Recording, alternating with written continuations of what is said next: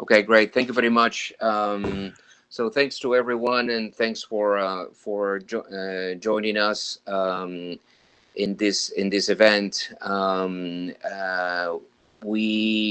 We're gonna be discussing today what are the impacts of school closures in on education outcomes, which I would say it's an extremely critical issue for all of us in during this pandemic. As you know, we're living probably the worst education crisis of the last 100 years. We have never seen something like this, in which we have extended periods of school closures in all across the whole world, and at the same time we have deep economic recessions. So we have lived in school closures before. In countries have had political upheaval, or strikes, and there has been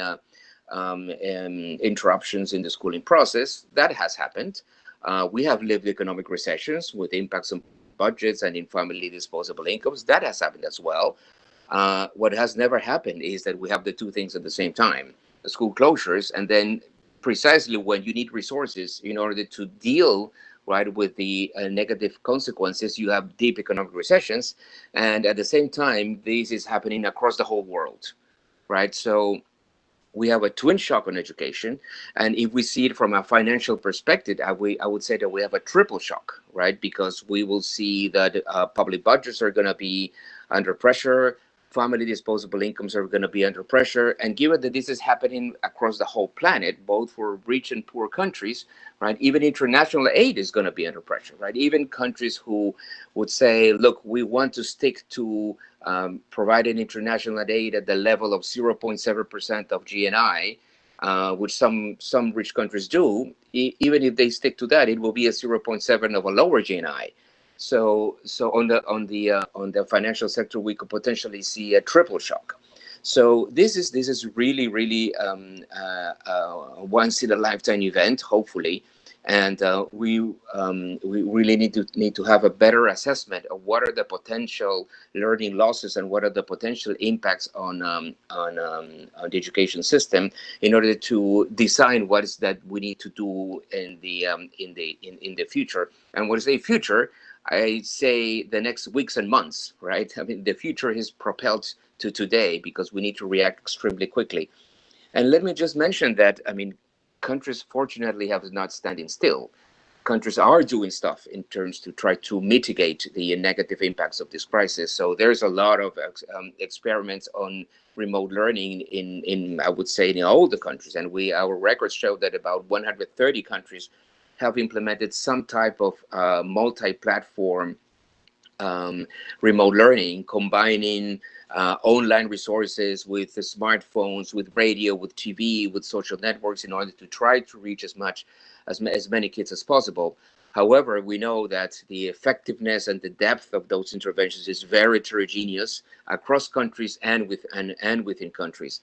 So we really need to have a better understanding of what are the short-term and the long-term impacts of this crisis, such that we can also design better, right, the school systems that will have to be much more resilient, and that will have to address the losses that we will be seeing as a consequence of this pandemic. So to understand better those losses, we have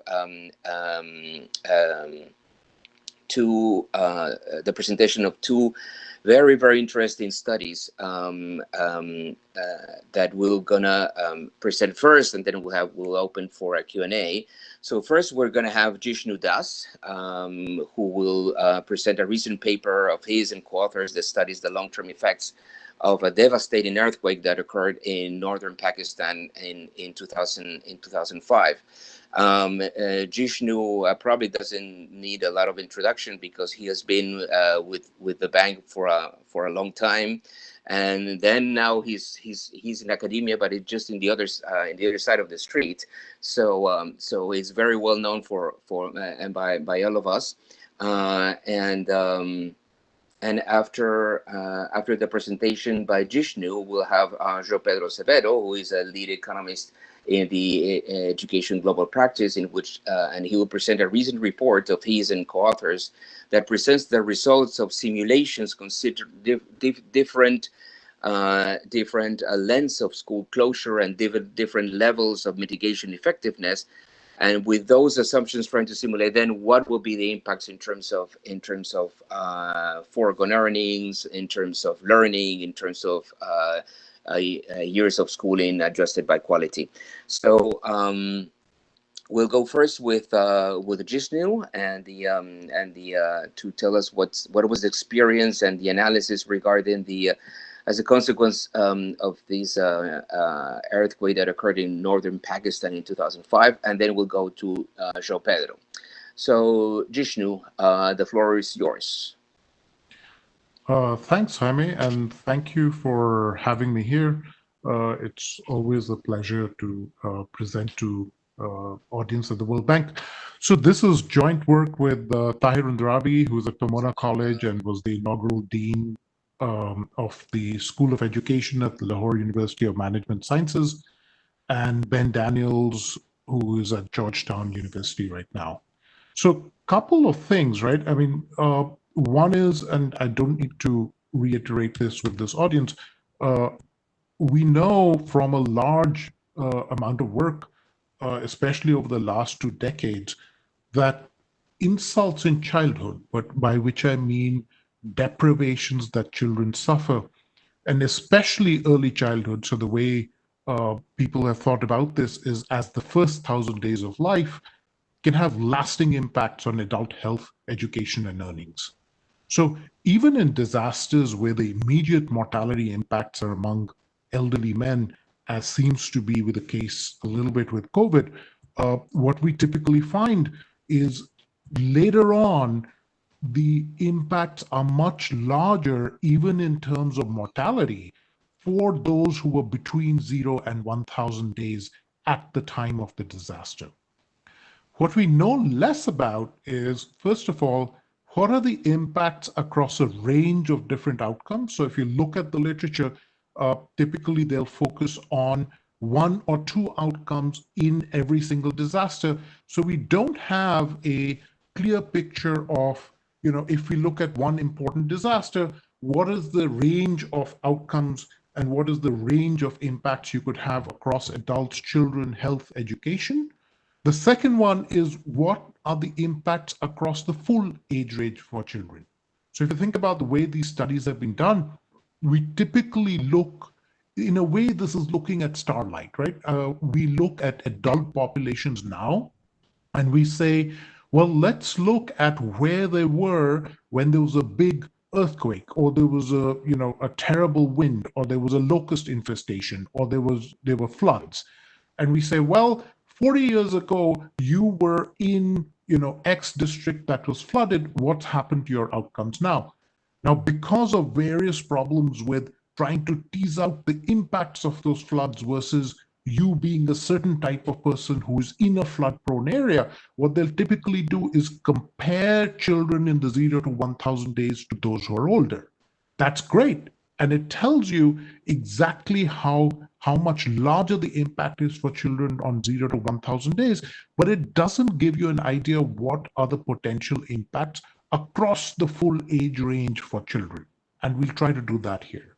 Third, when you look at these disasters and you're looking at adult populations now, you're looking at children who were exposed to these events 25 to 50 years ago. At a time when social protection was not fully developed, at the time when, especially in low-income countries, we didn't even believe that they had the fiscal resources to help populations at this point, right? This is very different in COVID. I mean, there is no country that's saying we should lock down, we should have people in disaster, but we will not give any compensation. So we have been struck by the fact that, look, we need to have some data, some information on, is this compensation enough, right? And what we're going to do is follow the economist tool of saying, let's look at a case where there was substantial compensation, and then say, even if there was that substantial financial compensation, was it enough, right? So What we're going to do is we're going to focus on a particular disaster, and I should be clear that every disaster is a case study, and we can discuss what's special about this one. And we're going to say what happens 4 years after a big disaster, where, and I'll show you this, households actually received substantial compensation, right? Uh, so, what's the context? It's the Pakistan 2005 earthquake. It was a very large earthquake. It was 7.6 magnitude in the Richter scale. It was in a mountainous area in northern Pakistan. It left 73,000 to 78,000 dead, more than 80% of houses destroyed, and most physical infrastructure destroyed. It was also the first big earthquake to hit after 1935. So there's been a period of 70 years of earthquake calm.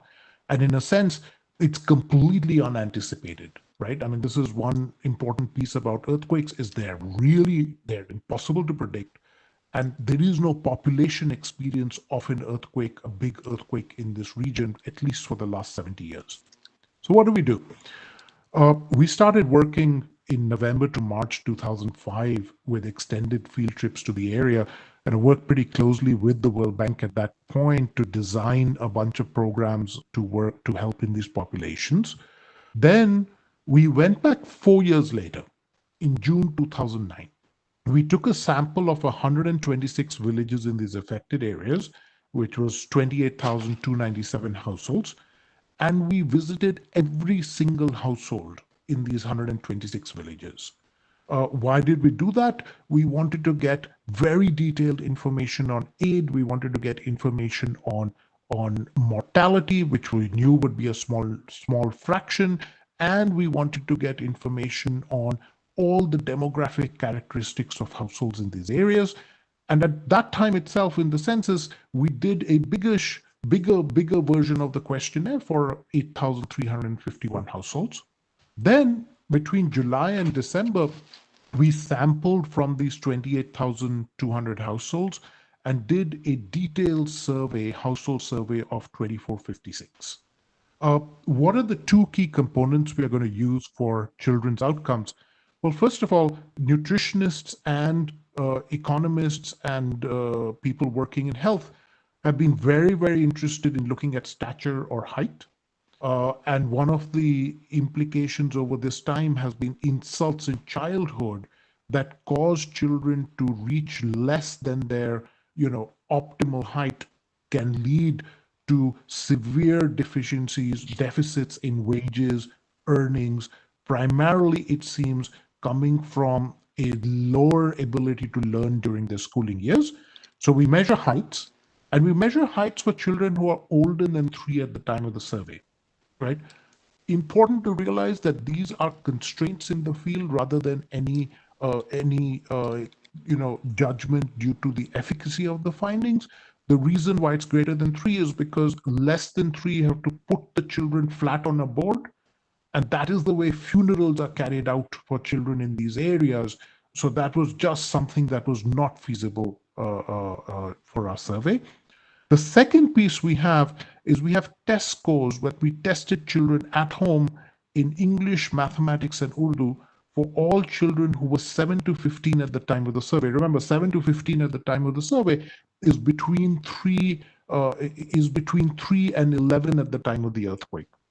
Why not younger?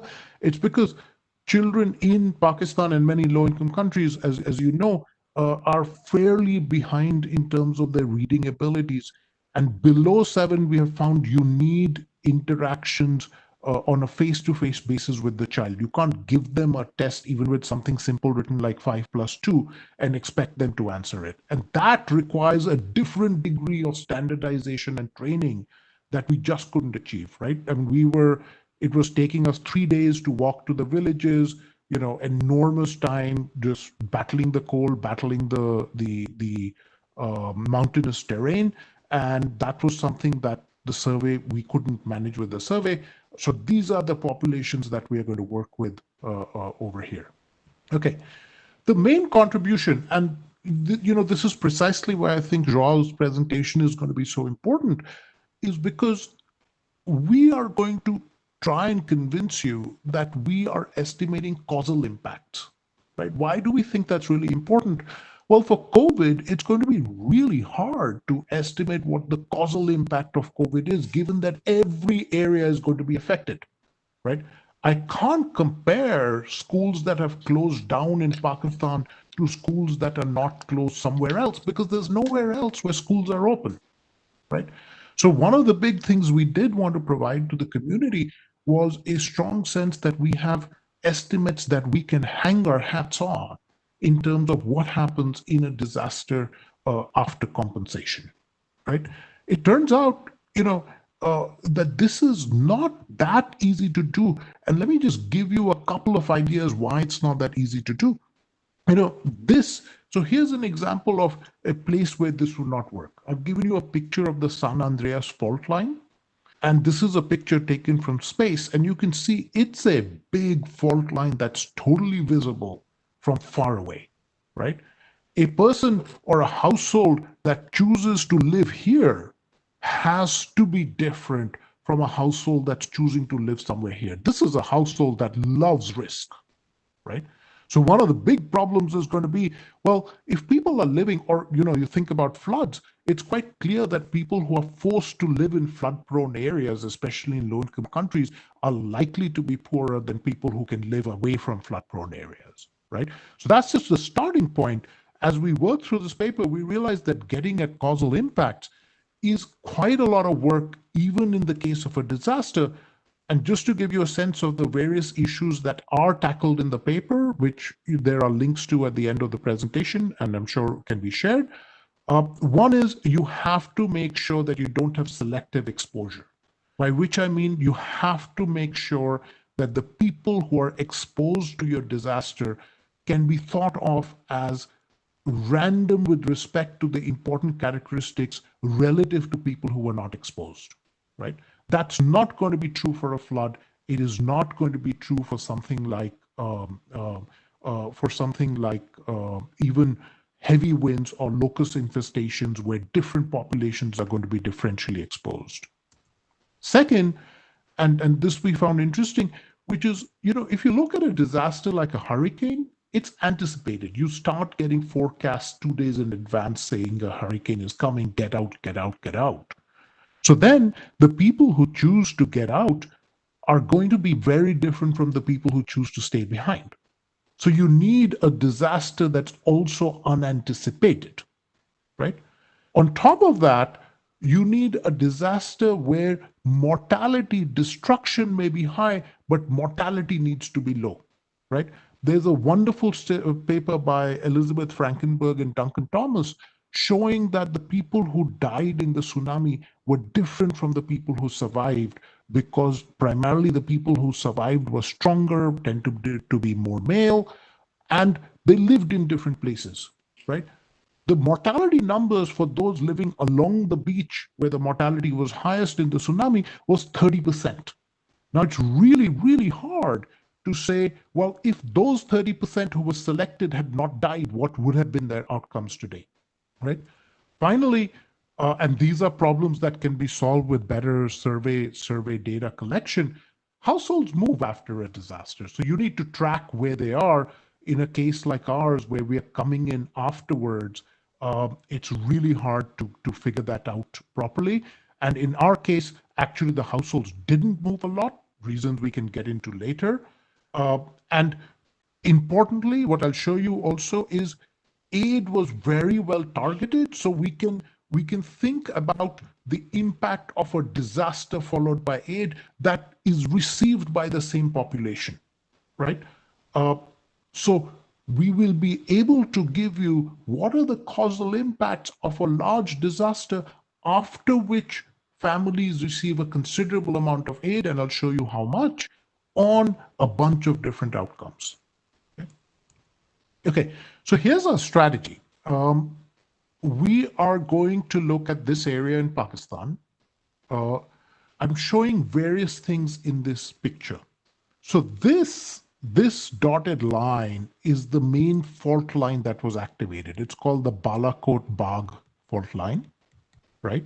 And all of these clusters are the households that we actually surveyed.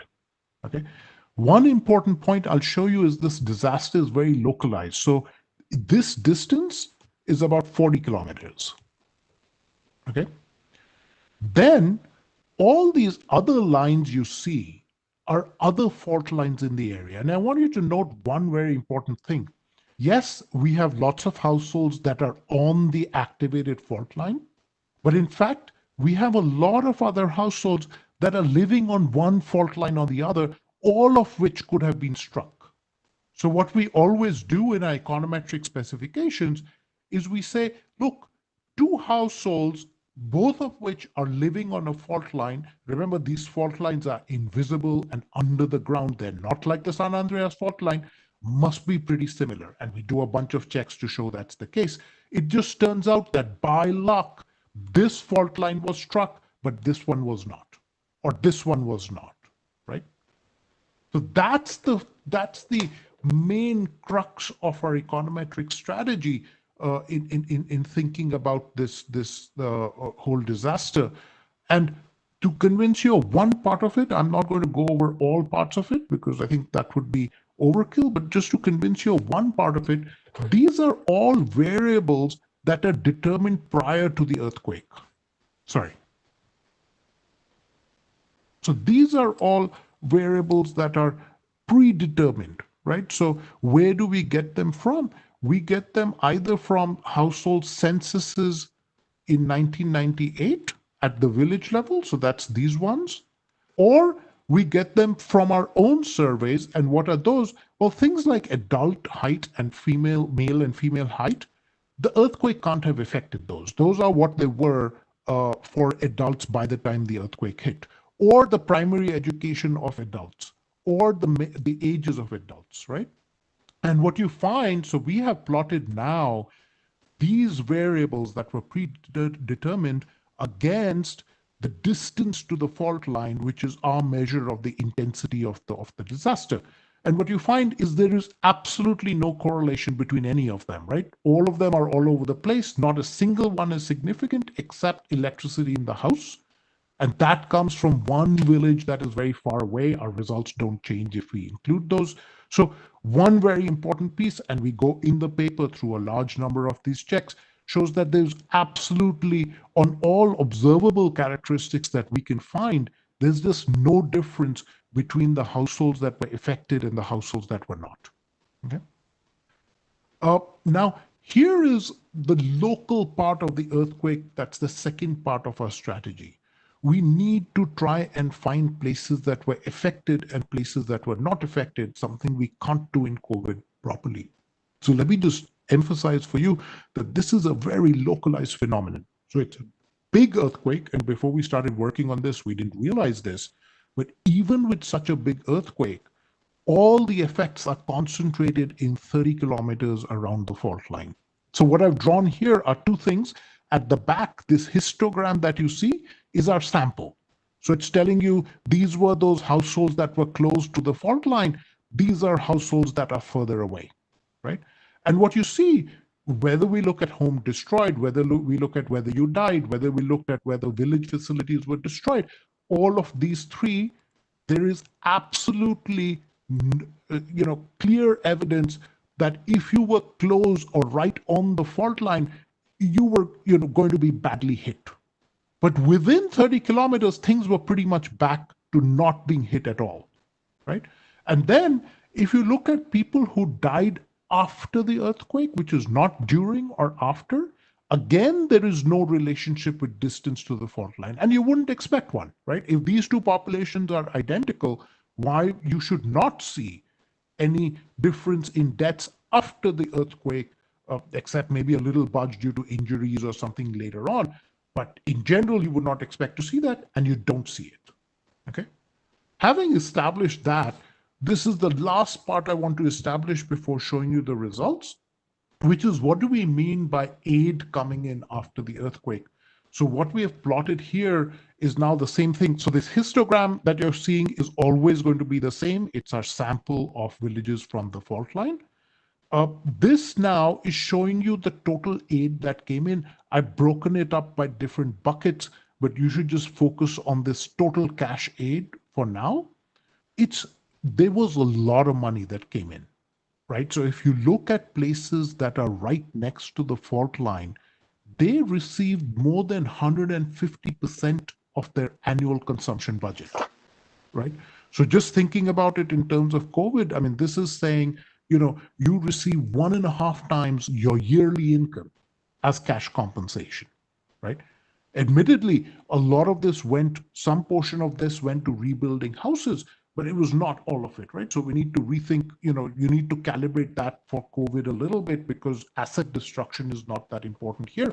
But on the other hand, over here, after the earthquake, there was massive demand for labor, right? Because everything needed to be rebuilt. In COVID, you have a problem that there is no demand for labor at all, right? So that's what I mean by a compensated earthquake. At the same time, you have to realize that this compensation took some time to come, right? So this is pictures I took in December, about 4 months later.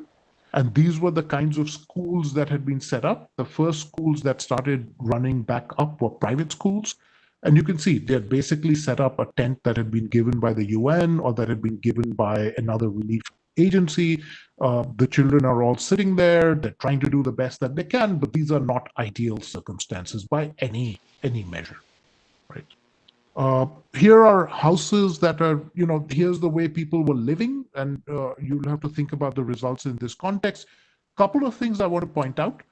Everybody put their tents up on top of their of the houses that existed before. So this is this person's house.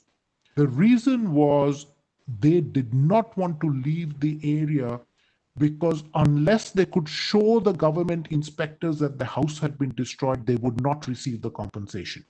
So in fact, they didn't even clear the debris from their houses until the government inspectors had certified that they had a house that had been destroyed as a result of the earthquake, right?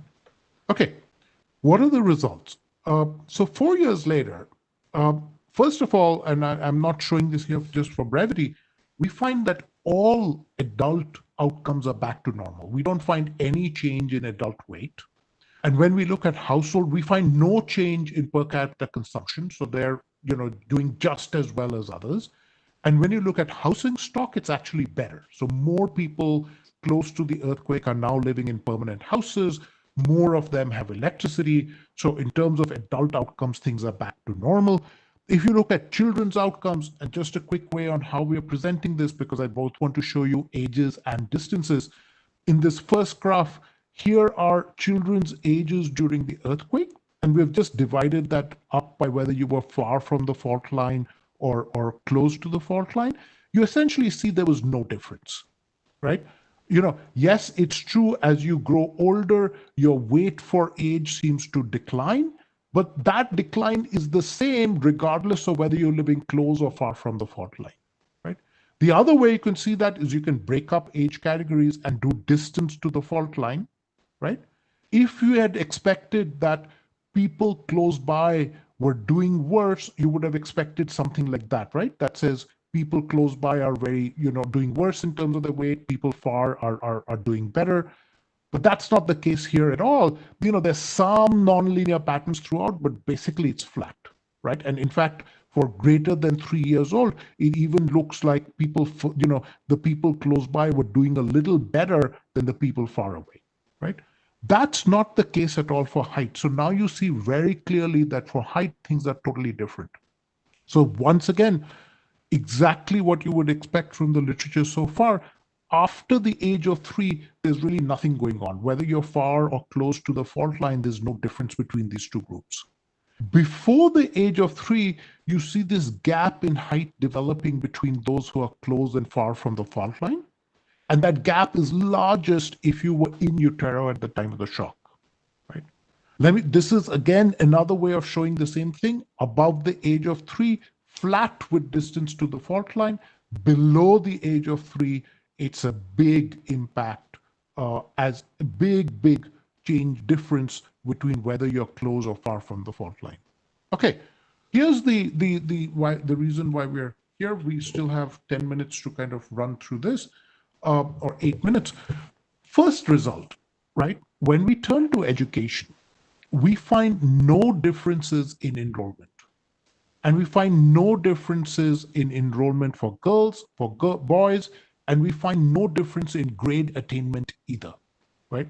We think that these are really important results, partly because one of the places we're working, Khyber Pakhtunkhwa, as it is, female enrollment is much lower. But this is evidence saying, look, in this particular case, it's not as if the disaster, which did lead to school closures, led to children dropping out permanently. Okay. Neither did it lead to them being held back. And in fact, I would argue that's something we need to talk about, because even in COVID, children will not be held back, which means they will proceed to the next class not knowing a lot of what they should have learned in the current class, right? The place where we see it show up very, very clearly is in test scores. So importantly for test scores, it doesn't matter what age you were, right? Whether you were 3 or whether you were 11, there's a little bit of tapering, but it's significant across the age range, and we can't reject that the coefficients are the same. There's a big difference in test scores between children who were far from the fault line, which is these guys, and children who were close to the fault line. In fact, you can see how big this is by just calibrating it, right? So if you look at a child who's 4 and far from the fault line, their test score is here, right? That's identical to a child who is 6.5 and whose test score is at the same level, right? And at every point, if you plot these out, it's about a 1.5 to 2 year difference, right? So for every age, they fell behind in their learning by about 2 years. Let me show you a couple more things. I'm not going to show you this, but let me benchmark this total effect. So if you use wage height and wage years of schooling associations from Pakistan, not from other countries, and you assume that these deficits that we are seeing will continue into adult life, then the numbers are quite frightening. So we estimate that at peak losses, so remember, these kids will all join the labor market and other people will exit. So peak losses happens when the youngest is 18. Then the earning losses for these cohorts are of the order of 15 to 18%, right? And that corresponds to 5% of earnings in the area. Why is it a lot less? Because it's one cohort. There are other people in the labor market as well, right? But if you think about now, these effects are big. It's 15% for an entire cohort. That drop in potential GNI down the road is orders of magnitude higher than what we are seeing right now, right? So if this is a problem that we can't correct right now, and interestingly, most of this is due to loss in schooling years, and there's an additional effect of 6% due to loss of height, right? That's the key issue that we're trying to highlight, that look, even when households receive compensation, it's not going to be enough. We are looking at a disaster 10 years down the road. So this is not a question of just, taking it through this 1 year. It's a question of thinking far ahead in terms of what's going to come 10 years from now, right? I want to show you 2 more results and then stop, hopefully on time. One is, one of the issues that people have been working really hard on is to say, what do we do during this time that schools are closed, right? Some numbers. So on average, schools were closed about 4 months next to the fault line here, right? Important pieces. So these are test scores by age. Again, in the second graph that I'm showing you here, right, we have controlled for these school closures, okay? What we find is 2 things. One is, the more the schools were closed, the more children lost. That's what you would expect. But in fact, think about this simple number, which is people were closed, schools were closed for 4 months, but children lost 2 years of learning. So clearly, if all of this came from school closure, it just can't be, right? And when we do this more formally through what we think about what's usually called mediation analysis, what we show is that at most, school closures account for 10% of all losses, right? Let me just put that out there and we can come back to this in the discussion. So in other words, time out of school is leveraged 10 times by ongoing home and school factors post resumption of schooling. Okay. Let me give you one last slide and then conclude. I don't want to go over my time. This is the second piece of it, which I suspect that all of us have a good inkling of, just looking at what's happening with our children and others. What we have plotted here is what happened to children whose mothers had some education versus those who didn't. And we have plotted it against that distance to the fault line, right? Here's the important thing. For children whose mothers were educated, you don't see any effect at all. There's nothing, this line is flat. It doesn't matter how far you were from the fault line for your test scores today, right? For children whose mothers were not educated, those are the ones who took the massive hit, right? Those are the ones who, when they're close to the fault line, have taken an absolute plummet in their test scores over this time, right? So very, very importantly, this is not just about differences between those who were hit and those who were not. What's really important is this is going to even further increase inequalities that already exist in our systems, right? So let me conclude there by saying, look, uh, this is, our emphasis here and our duty has been to say, what are causal impacts in these large disasters followed by aid, right? Uh, and what we are showing is, look, you can get recovery in infrastructure, consumption, adult anthropometrics, school enrollment, grade attainment, right? But those hide deep scars, and those deep scars are coming in children's test scores and height for age. And the academic advantages of children with educated mothers are magnified 2 to 3 times relative to others. Very importantly, this means that, look, it's not just the losses they suffer while the schools are closed. These losses are going to build after they resume schooling, unless, and you guys will know more about this, unless we take that particular measurement and experimentation and putting changes in to deal with the fact that we are going to have to promote all these kids, while in fact they might now be, if they were 1 year behind now, they'll be 2 years behind now, right? So let me conclude there. Hopefully I've not gone over time, and hand it over to Joao, who I think will now benchmark these losses in a much bigger sample to try and get us some idea. What I hope I've convinced you is to take very seriously this, not as a correlation, but this is a true impact. Jaime, Great. let me hand it over. Wonderful. Great. Thank you very much, Jishnu. I mean, there are many. This generates many questions, and also many implications in terms of the type of analysis that we'll have to do in terms of how will this pandemic will impact both enrollments and learning. But before going to the questions, now we will have the presentation by João Pedro Azevedo. João Pedro, the floor is yours. You're muted, João Pedro.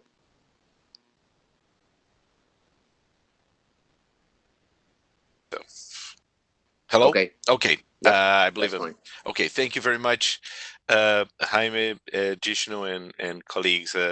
So yes, I think this is an interesting segue, as I think our results basically corroborate and give scale to some of the numbers that Jishnu has presented for Pakistan. So this work is built on a report that was launched last June, last month, and is joint work with Amir Hassan, Diana Goldenberg, Arup, Iqbal, and Kohn Gneven. And basically, what I want to do today in this presentation is to share with you basically the main aspects of these simulations, the analytical framework that we have used, as well as the methodology, and present some of the main findings and basically some concluding remarks as how we see this going forward, right? As this massive shock that our educational systems are enduring. And you can find all the details of this work in a working paper, in a report, and we'll be circulating the slides, I'm sure. So, how do we see the use of the simulations, right? I think to start, I think that it is important to highlight that this is not an effort to assess the impact of COVID, right? This is a work that is completely forward-looking, and we see it kind of as a way to actually enable policymakers to have a sense of what are the consequences of inaction, or potentially what would be the ex ante assessment of what might happen if countries respond, and give scale to some of the responses that are basically taking place. So some of the elements that we see this being used for is to assess the learning losses due to the school closure and the income shock, the economic shock that COVID is generating, according to different mitigation assumptions. Right, we are representing, or we are reporting this results in terms of learning adjusted years of schooling, or the LACE measure, which is an interesting measure because it combines precisely the quantity and the quality aspect of education, right? The schooling and the learning. We also have a set of simulations in which we're presenting this in terms of PISA scores, which of course, as PISA, it's only representative of the lower secondary cohort of students in the population. And we definitely want to translate this into life cycle learnings and some monetary measures. And it's interesting because just to give you a little bit of a preview, our estimated learning loss as a percentage of the earnings of the workers is actually very close to what Jishnu has found. We're coming out at 16% of earnings lost, right? Jishnu highlighted 15% for the Pakistan case, if I remember correctly. And believe me, this is completely independent, right? But it's reassuring to actually hear that our number is coming close to that. Now, I think it is important to highlight that we don't see this work as the only information that policymakers should use to guide the decision to reopen schools. As a matter of fact, first and foremost, schools reopening should be seen as a health measure and policy, and should be treated as such, right? But definitely, I think for the debate, we feel that it's a useful effort and a useful resource that you know governments, donors, and other stakeholders can make use of in order to precisely have a sense of what are the orders of magnitudes. So moving on, I think it's we start by acknowledging that the world is currently in a massive learning crisis, right? Our results are dismal, and basically we have recently seen that the possibility for the country to basically reduce learning poverty by 2030 would require basically an unprecedented level of effort, right? So today, about 53% of the children in the world are in learning poverty, meaning that they are not able to read and understand a simple age-appropriate text.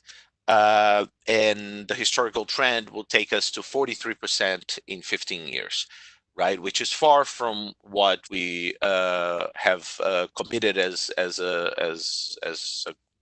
the world by the SDGs, right? So in halving this number, which is the recently released kind of World Bank target, would imply in itself increasing the rate of improvement to close to the 80th percentile of the regions. So, and that would be, and that's an extremely optimistic kind of effort, right? I mean, we believe it's feasible, but it's ambitious.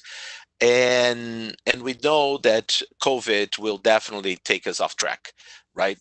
COVID will definitely slow down our progress, and it can be significant, right? So this is kind of one of our main motivations for this work, is to really make sure that we understand the consequences of this shock. Now, in terms of our analytical framework and methodologies for the simulation, and again, I think here as well, we have a nice alignment with what was presented by Jishnu, because we start by our departing premise is that COVID and the school closures will affect learning through two main channels, right?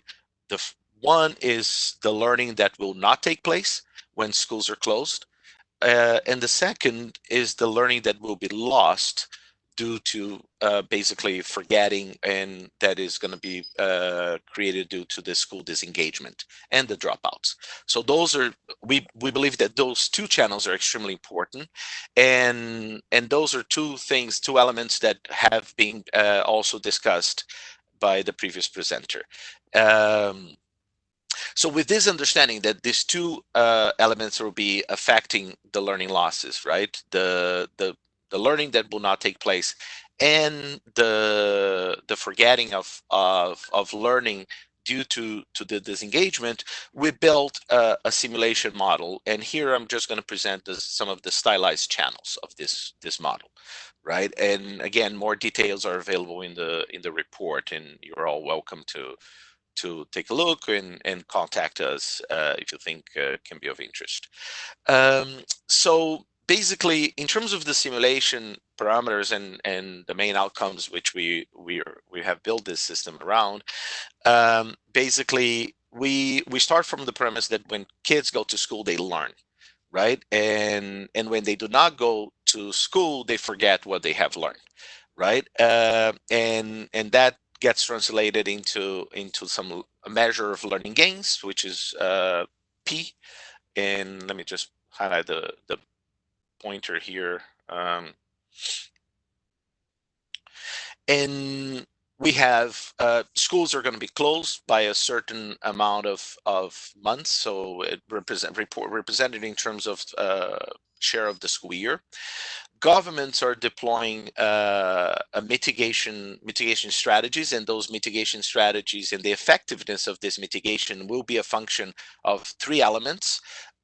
What the government is supplying, which is the G. What is the propensity of the households to absorb or to access what the government is supplying, which is the access by the families to what is being supplying. As an example, governments might supply online training, but not all households might have internet connectivity, right? So definitely that's another element that we take into account. And the third and last element is the effectiveness of this remote learning, right, which can be very from 0 to 100%. From a second important channel is going to be the economic one, or the family income. And here, as we've noticed, right, COVID it's not just a health crisis, but it's also an economic crisis, and household incomes are dropping, and our estimates of that economic shock is being adjusted by the day. And we also take into consideration a second channel, which will be the income effect of on dropouts, on students dropouts. And basically those two things combine, what happens in terms of mitigation and what happens to income will get translated into both schooling losses and learning losses, which then can be reported in terms of either learning adjusted years of schooling, in the case of our first simulation, in the case of the second and third, in terms of PISA scores, and both the PISA average score as well as the minimum proficiency level of PISA. Now, of course, this simulation is leaving certain elements out, such as which we believe are important, but that we don't have data, we don't have a good grasp of those channels yet, such as school safety concerns, right? What we see happening a lot in many countries is that, in conversations about schools reopening, many parents are not feeling comfortable in sending their kids back to school, not because they might not have the income for that, but because they're still not, they don't trust that the school will be a safe environment for their kids to be at. So these are elements that are important, but we just feel that we don't have data today to actually incorporate them in the model. So we just want to be upfront about this. Now, moving into some of the parameters that we are using. So this is basically a summary representation of the school enrollment relationship vis-a-vis household income levels. And we definitely find significant between country differences. And here we have the relationship between income level of households and the share of children out of school, right, by income groups. And this is built using micro household survey data from 130 countries. And we have here the low income countries, the lower middle income countries, upper middle and high income countries. And for two age groups, the 4 to 11, which will be the primary, and the 12 to 17, which will be our secondary cohort. And the lines are both for females and males, right? So I think the main takeaway here is that there are important between country differences, as we can see for high income countries, especially in primary enrollment.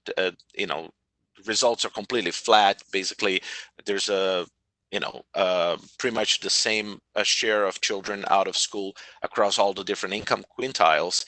And while in the low income countries, this range is extremely high and the level is significantly higher than in the high income countries, right? Suggesting that there is both a between countries significant difference, but also a within country significant differences on the equality of opportunity of accessing school, right?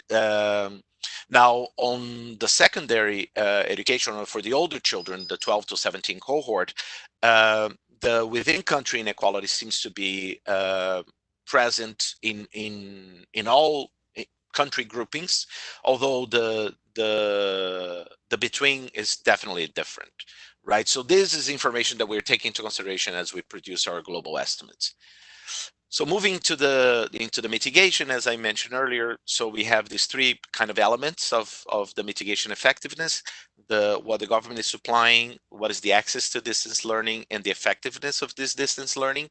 And the idea here is that each one of these indicators will vary from 0 to 1, where 0 is basically it doesn't exist or is of very bad quality. 1 is that it's perfect, fully comparable to uh, to presential education. And what it's important for us in this construction is that basically the system or the mitigation effectiveness will be as strong as almost the weakest link, right? So there is this interaction effect here across these three different elements. It's not enough to be thinking in terms of what the government is supplying. We need to be thinking about what is the ability of the households to absorb that, and definitely what is the effectiveness. Now, we do have data on what governments are doing, and we are getting better data by the day on that. On access, I think that is still an area for further work, because the data that we have comes from household surveys, and I'll come into this in a little bit. But there's a lot of access or intra-household bargaining or inequality that we really don't know, right? Many households might have just one computer, and that has to be shared across multiple children, or even as a tool for the parents to work.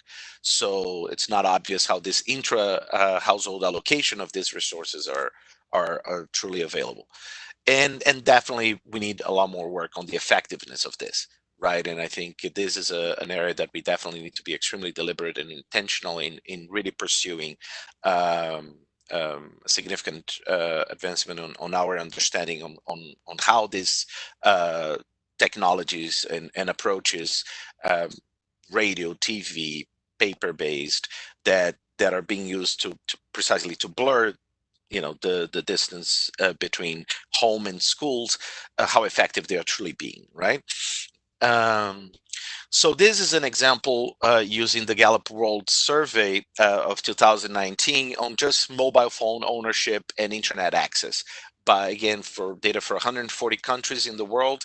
And we can see very clearly that access on these technologies between countries is certainly very different by type of technology, right? While in the mobile phone, high income countries, 94% of the adult population have a mobile phone today, while in low income countries only 61%. But in upper middle or lower middle is close to 80%. So the range exists, but it's significantly lower than the range on internet access, right? So while in high income countries, 87% of the households have internet connectivity, in low income countries, this number, the average number is down to 24%. And as you can see by the range of the bars, there's also significant between countries inequality of those measures, even within these groups of countries, right? But that's definitely not the full story, right? We have the between country differences on access to these things, but it's also important to remind ourselves that there are significant within country differences, and this is what the lower panel actually portrays, right? And this is just presenting the ratio of access to both mobile phone ownership and internet access by the top 60% versus the bottom 40% of the population of the country, right? So if they are equally distributed, this number would be 1. If the top 60 has larger access, this number would be greater than 1. If the bottom 40 in the unlikely scenario have greater access, this number will be lower than 1. And what it's remarkable is that a technology like a mobile phone in high income countries and even in upper middle income countries seem extremely well distributed within country, right? Even in low middle income countries and in low income countries, there is a certain difference, but it's clearly not as nearly as much as internet connectivity, right? The ratio of the top 60 with the bottom 40 is 2 times, and the range is massive, right? In the low income countries. So even in the situation in which some of these solutions are provided by the countries, right? This is definitely something that is likely to create significant within country inequalities, right? Given access differences. So all of this is being used by us to actually inform our simulation scenarios, which I'll come to in a bit. But in terms of the kind of what are the channels, just to kind of be a little bit more specific, in terms of our first approach or the simulation 1, we have basically the learning adjusted years of schooling, or the impact of the school closures on delays being transmitted through both the learning or the HLO, the harmonized learning outcome, and the expected years of schooling. In the case of the HLO, the main effects are going to be school closure, the mitigation effectiveness that we just talked about, and of course the learning gain or the expected school productivity of a particular country, right? On the expected years of schooling, both school closures and mitigations are also going to be important, but we have the dropouts, right? And those dropouts will be a function of the expected economic shock as well as that elasticity that we presented a bit earlier. On the case of our second simulation, we have that basically learning scores or learning will be affected through both the school closures and the mitigation effectiveness. But in this case, we're able to take into account basically the heterogeneity of this shock across socioeconomic status, right? Or welfare of the households. One last approach that we've also used was precisely to basically uh, translate this average effect into a level effect, meaning the share of learners that are below a particular proficiency level. And this is particularly important if we think about the importance of governments when schools reopen to teach at the right level, right? And the minimum proficiency level, it's an important milestone that governments need to be mindful of, because it can have significant detrimental effects on the ability of children to understand what is being presented if the teaching is not adjusted, right? As we do have evidence from Banerjee and others of precisely that when students are taught at a level that is different from their ability or their level, they learn less, right? So we need to be mindful of that. Um, Now, of course, we also translate this into life cycle earnings using basically a present value calculation and some additional assumptions when we aggregate this number. I think one thing that is important to highlight when we aggregate the number is not only we're taking all the numbers are only for this particular student cohort that is being affected by the crisis, so children that are today between 4 and 17 years of age, but we are also adjusting for the fact that not all of those children will live to age 65, which is the age in which they would be considered of working age, right? So we adjust for the expected survival rate.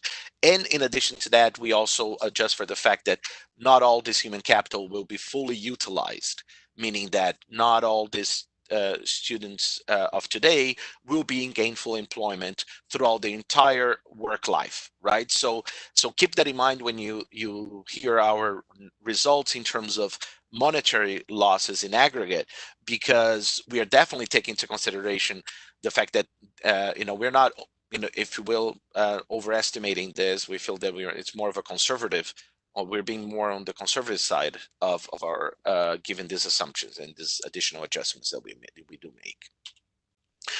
So in terms of the scenarios, we're working with three scenarios. One is optimistic, an intermediate, and a pessimistic scenarios, and we have different assumptions depending on the level of income of the country. So here we have some of the main parameters in terms of low income countries, lower middle, upper middle, and high income. And those parameters are informed by precisely some of the results that we've shared so far, right, in the presentation, in which we acknowledge that there are important heterogeneous, important differences across these groupings of countries, and we do try to take that into account for our global and regional estimates. One thing that is extremely important is that we feel that this exercise, it's a useful exercise as a global and regional and aggregate type of estimate, but we are also making this so available to country teams so they can actually replace our parameters by country-specific parameters, which we feel that it are significantly more meaningful for a country dialogue, right? In which basically, in many cases, we'll have better understanding of and better data to inform some of those choices that are being made. One last important remark is just that the macro shock, this these average numbers are actually weighted by the student population, right? So this, and not the whole population of the country, right? And for that reason, they might differ from some other numbers that some of you might have seen. So now moving to the results, right? So we have a baseline scenario, which is the world as it is today, and basically the results reported according to the three scenarios that I just described. And in the paper, you'll be able to find these results broken down by other subgroups, such as regions and income levels of countries, and even World Bank classifications. So in our intermediate scenario, we're expecting basically a loss of around 0.6 LACE. So about half a year of learning adjusted year of schooling, a little bit over half a year of learning adjusted year of schooling, which is about a 7% decline in LACE. In the most pessimistic scenario, this number might go down all the way to 7 LACE points, which would be an 11% reduction. Now, just to put it in perspective, this is a quite significant, change, and it's also as mentioned by Jishnu earlier, right? You cannot, basically all of this is with a scenario in which schools are closed by about uh, four months, right? So schools are closed by 4 months, but actually students are losing more than those 4 months, right? Precisely because it's not just the schooling that is not taking place, but also the forgetting, right? That is an important mechanism in these simulations. Now, in terms of PISA scores or PISA points, basically we are seeing that countries might lose about 4% of PISA points in the intermediate scenario, dropping from 440 to 425, in the pessimistic 413. And in terms of the PISA levels, there we see a very different story. I think qualitatively, because basically today we have about 40% of our children falling below PISA level 2, which is the minimum proficiency level of PISA, right? And in our intermediate scenario, this number would go up to 50%, and that is a 25% increase in the share of children falling below minimum proficiency. Now, a lot of those children will be falling just a little bit below the minimum proficiency, right? Some of them might be following significantly more, but this is an important result when we think about the remedial strategy once schools reopen, right? Because we do believe that it is critical for systems to be able to teach at the right level, and to adjust teaching material according to that, right? So a kid that is, let's say, 2 or 3 levels below the minimal proficiency threshold will need a different support than a child that is just 1 level below or 2 levels below. So being able to accommodate this heterogeneity is going to be a critical element of the strategies or the recovery strategies as we go forward.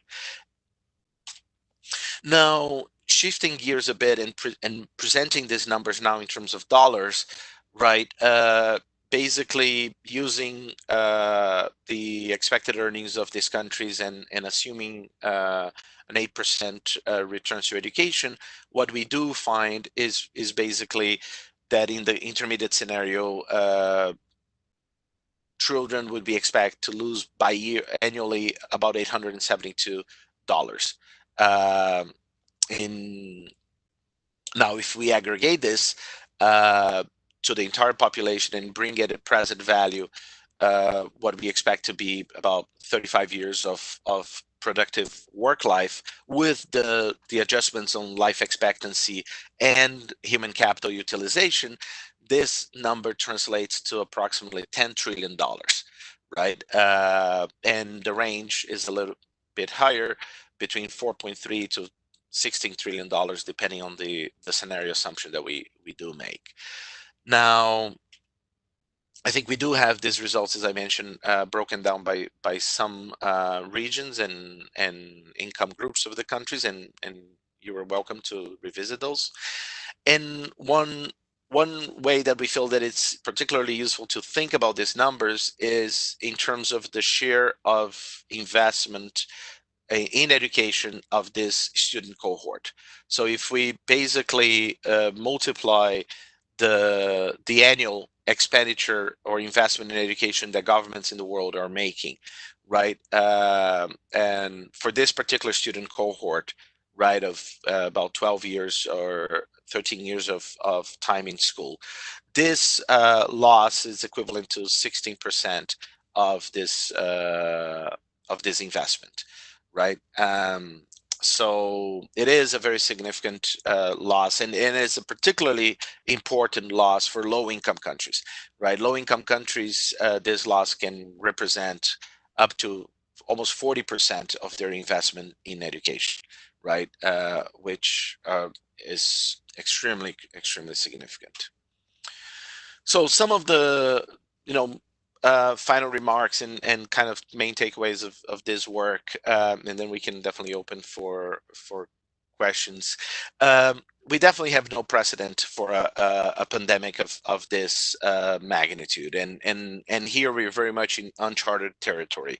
We've informed our simulations as much as we could on the basis of the literature and the best data that we have access to. But we feel that as we go forward, we'll be able to basically replace some of the assumptions that we've made by better understanding. And definitely we need to have, I think, a very strong kind of research and knowledge agenda to learn from this experience, especially because this might not be the last time that we might see a pandemic of this nature in our lifetimes. So systems need to be built to become more resilient to this kind of shocks, and for that we need to learn from the current experience. I think it is critical to recognize also that the magnitude of these learning losses are going to be proportional to how effective educational systems are currently functioning, right? So in the case of countries in which children are going to school and not learning, the learning losses are likely to be lower, right? Now, of course, there are other channels that are very important, such as nutritional and violence, right? And we know that schools are serve other purposes, and we need to be mindful of that as well, right? There are very important other losses that are happening beyond learning with school closures, right? We know that violence and abuse in children is increasing. We know that children are losing the opportunity to have access to school feeding programs, and those are also important losses, let's say, that are taking place because of the closure of the systems, but those go beyond the scope of this particular work. We also learned that the income shocks are going to will be affecting older children more than the younger children, and this is also aligned with the idea that the opportunity costs are going to be different, right? For younger children, children in primary, the opportunity costs of them going to school tend to be lower than children in secondary or older children, which might have other competing demands from the families. We are also ignoring other channels which we believe are important, but for which we have no data, right? So gender-specific channels like teenage pregnancy or teenage early marriage that we feel that are important and can be very relevant, although with more important regional differences, right? We've learned from the Ebola crisis that the teenage pregnancy has increased during the Ebola outbreak, and early marriage as well in Haiti, where school systems have been closed since earlier last year. Again, teenage pregnancy seems to be on the rise. So there are evidence that there are other important channels that are going to affect the welfare of our students, but those go beyond the current work. I think another important element is that this crisis is not over yet. So we know that this is changing by the date, and our number of million of children that are out of school has gone up from 1.9 to 6.9 as we revise these numbers. And as we take into consideration the within country distributional effects of these shocks, right, these numbers are likely to become even larger, right, given that not all households have the same ability to absorb this shock, right? And so in terms of, I think, we need to start wrapping up very quickly, João Pedro. So we have a few minutes for a Q&A. Okay, and this is the last slide. Is basically this is an opportunity for us to, I think, also reimagine the educational system and really kind of address the learning inequalities that are happening, right? I think that a lot of these platforms that are being built on remote learning can be used, I think, beyond the response of COVID, and I think that those should be strategies to actually provide more personalized learning for our students once schools reopen and beyond, right? And those are going to be critical elements to make educational systems more resilient to future interruptions and of this nature. So I'll stop here and looking forward any questions or Right. comments. Thank you. Thank you very much, João Pedro. So we have a few questions um, from the participants. So I will ask. I'll just go first with Jishnu. A couple of questions for you, and then we go to João Pedro. So first for Jishnu, let me see. So one question is regarding the Pakistan study. If you're saying that 90% of the effects on learning losses are not direct school closure effects, but it's regarding to what's happening later. So how much of that 90% of what's happening later is about not adapting the curriculum to the additional to the initial losses? If the problem is not teaching at the right level, for instance, one expect wouldn't one expect differences in the impacts by age, um, um, or by school grade, um, for that matter. And then a second question, Jishnu, is about from Theresa K. I'm interested in your findings, what your findings show about the mechanisms for persistent learning losses. And the question is, if can one interpret your findings as suggesting that learning losses effects were unrelated to permanent trauma or nutrition effects on brain development, but were related more to the differential ability to catch up and fill in the learning gaps? Um, and let me stop there. Then I have one more general question for the two presenters. But why did you tackle both those two questions, Jishnu, please? Uh, Thank you, Jaime.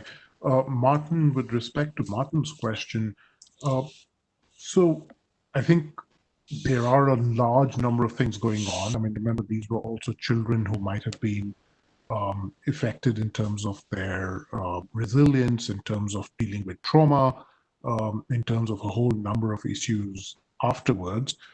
I think what I'm comfortable saying at the moment is, look, this is really a demonstration that even after you give a lot of compensation, these learning losses happen, and they happen after coming back to school, right? Or a large fraction of them.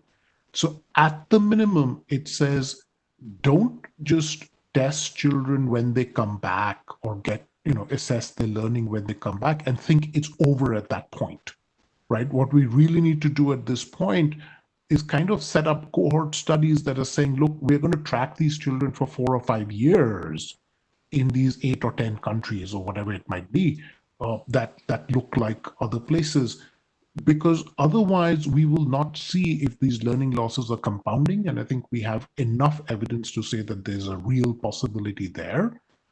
Then the question of, is it because of not adapting the curriculum to the initial losses? My suspicion is yes, because all these kids were promoted, as will the children in COVID. So suddenly now you haven't done your grade 3 curriculum, you were barely at the grade 2 curriculum to start with, and now you're trying to cover a grade 5 curriculum knowing grade 2 material. It's not going to work. On Theresa's questions, which is very similar, on the mechanisms for permanent persistent learning losses, I think Theresa is exactly right that, look, because these are happening across the age range, and it's not happening. And remember, we didn't find height losses for children above the age of 3 at the time of the earthquake. So we know that despite not having any height losses, you can still have these. And my guess more and more is this is quite closely related to what was going on in school. So I would pitch these things as saying, look, it's a cautionary tale, saying it's not only what happens while the schools are closed, what happens after they reopen is going to be really important. And don't think that because these are children who haven't suffered, perhaps or hopefully, haven't suffered nutritional losses during this time. Although, look, in India, 50,000 children were born every day of the lockdown. We don't know what situations they were born in. So there is a persistent concern with what's going to happen with these kids as well. But don't think that the children who escape nutritional deficiencies will not suffer learning losses in the current crisis. So overall, it's this, I don't want to say doom and gloom, but maybe it is a bit of doom and gloom to say, look, eh, all the things that we are thinking about, can we make it through the school closure period and then we are done because the children have not suffered nutritional losses? I think this study is a persistent reminder that no, none of those assumptions need hold in this particular case. So let me stop there. No, so and definitely, I mean the learning losses due to nutrition. I mean, most likely will be there. I mean, some countries have been able to compensate for that, but others have been much more difficult, and that's where we're going to see a lot of inequality in terms of some areas of some countries in which the mitigation has been there on the nutritional side, but other parts of the country in which the mitigation has not been there. But then a key point of what you're saying is just a lot. I mean, it's not necessarily doom and gloom. It depends a lot on what we do, right? When kids start going to school in a different way. But let me now go to João Pedro for a few minutes response. João Pedro, on 2 points. One is the question by Martin as well. That I mean, he's saying we have been using your simulation in South Africa, and there's a lot of interest on this. But in your discussion, the report, you refer to the likelihood of learning losses actually exceeding the actual schooling years, right? And actually exceeding what is due to forgetting. But in your calculations, it seems that learning losses equals time lost and might not be incorporating the forgetting part. Remember that you were saying that this is about how much you're not learning, how much you're forgetting of what you have learned in the previous cycles. So maybe you can explain better in which way the simulation captures the forgetting part. And then the other question for you, João Pedro, and this is from Veronica Diaz from the Peru office, and I think this is a question to test your political skills more than your econometric skills, because she's asking, how do you advise and communicate the effectiveness parameter, right, that you are using when applying this tool, the effectiveness of the mitigation actions, when the country might be very optimistic about their remote learning strategy, but actually we might not have actual certainty of that level of effectiveness of that remote learning strategy. And I think this applies to many countries, because what you see in paper in terms of what they are doing in terms of the mitigation strategy and the whole multi-platform learning, the multi-platform remote learning strategy, in many countries you see one thing in paper and you see a very different thing in terms of what's happening in the country. But then what do you put in your simulation? What is in paper according to what the government says, or what might be something closer to the truth? Let me stop there for those 2 questions, João Pedro, very quickly, because we're almost running out of time. Sure. Thank you very much, Martin, for your question. And I'll be happy to follow up bilaterally as well. But basically, we do have both elements. Both the learning and the forgetting in the context of the simulation 1, the first of the 3 simulations that I presented, which is reported in terms of learning adjusted years of schooling. And I can get more into the math and the details bilaterally or and with others as well as needed, but it is there. And one way you can see that is that even if you choose a scenario in which, let's say, schools are going to be closed for 50% of the time, right, you're going to lose in terms of learning adjusted years of schooling more than that, right? You lose more than a single year. Now, it is important to keep in mind that the forgetting is also going to be a function of the length of the school closure, right? School closures are going to affect the forgetting because, and that is a very similar argument to the summer learning losses, right? So they are captured in the lace, and be happy to elaborate further and follow up bilaterally. I think on Veronica's point, I think which I I think a couple of thoughts on that. I think this is why we think in terms of scenarios, right? I think that's one of the values of scenarios, and you can have an optimistic scenario, which can be very much aligned with maybe the vision of what the government is presenting. But this is a kind of a situation in which you want to hope for the best, but you want to be prepared for the worst, right? And it's just not enough to be optimistic about this, right? We need to also be ready when things don't work as planned, because implementation in the context of COVID is particularly complex. So building alternative scenarios can be a useful way of bringing this together. I think another aspect is to actually acknowledge that, look, it's not just about what the government is supplying, which is the G in our exercise, right? Remember that we also have the A, which is the ability of the household to actually absorb what the government is supplying. And we have the E, which is the effectiveness. So even if government is perfect in terms of the supply, and what the government is supplying, the effectiveness is also perfect, it's one. If the A, or if the households don't have access to good bandwidth, or if the computers are not there, or if the resource has to be shared among multiple children, right? The overall mitigation effectiveness might actually be hurt, right? So it's not just about what the government is providing, but this combination of several other elements. And this is something that the government needs to be mindful of. And some of those elements, to be quite frank, are not things that the government will have direct influence, right, during the crisis. And in spite of all the good intentions and efforts, right, they need to be accounted for in order to have a realistic response once schools reopen. So thanks, Joe Pedro. So very quickly, and we're probably gonna run 2 or 3 minutes over the time. So very briefly. So a couple of questions for Jishnu first, and then one for both. So let me go first to the two questions for Jishnu. One is are there any lessons from the recovery process in Pakistan on how to build resilience on the education system to ensure that children can continue their education when you have another shock like this?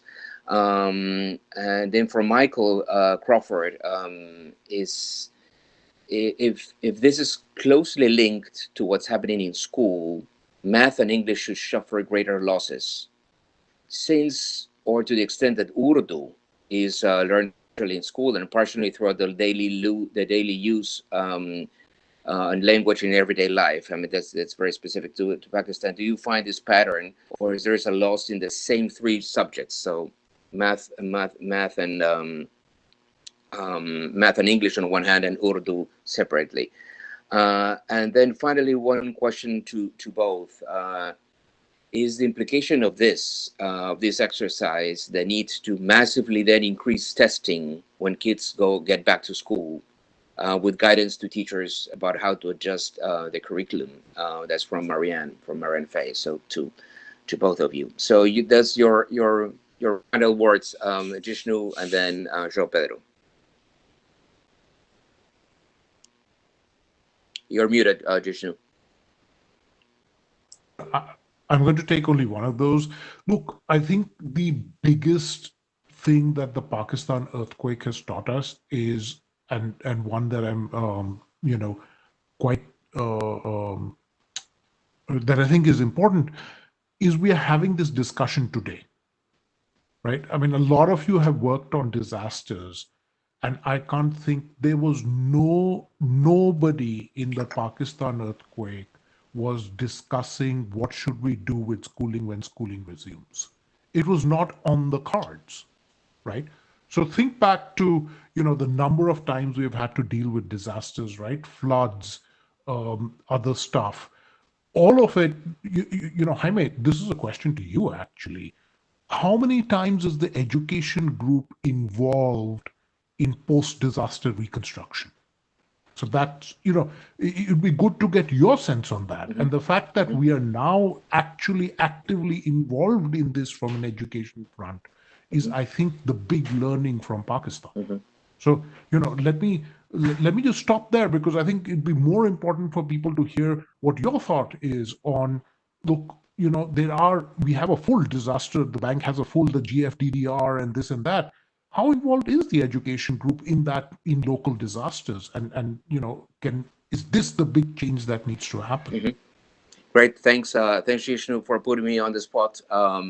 So let me go to João Pedro while I think how to answer Jishnu's questions. João Pedro, please. Sure. So on Marian's question, I think it's not just about testing, right? It's about testing and actually linking that with class practices, right? And it has to be, I think, a smart type of assessment, right? It's not about large scale assessments. It's not about doing national learning assessments at scale. It's really about what is happening in the classroom, assessing what are the levels of learning that those children are when they arrive in the system again, and also matching the support and the teaching material that is available to the needs of these students, right? It has to be actionable, and it has to be very concrete, and it has to be linked to teaching training, teachers training. It has to be linked to the support to the parents as well, right? But yes, definitely, I think we need to be more adaptive, because if we're not, and we're flexible, if we're not, I think the risk is that a lot of these children that have lost a little bit might end up dropping out of the system, might actually lose a lot more in the long run. Thank you.